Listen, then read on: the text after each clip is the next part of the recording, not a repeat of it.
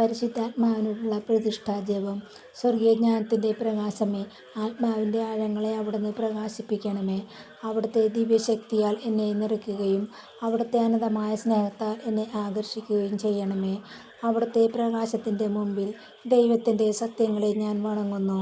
അവിടുത്തെ തിരുവചനങ്ങൾക്കു ഞാൻ കീഴ്പ്പെടുന്നു. അവിടുത്തെ തിരുവിഷ്ടമാണ് എൻ്റെ ജീവിതത്തിൽ നിറവേറാൻ ഞാൻ ആഗ്രഹിക്കുന്നു.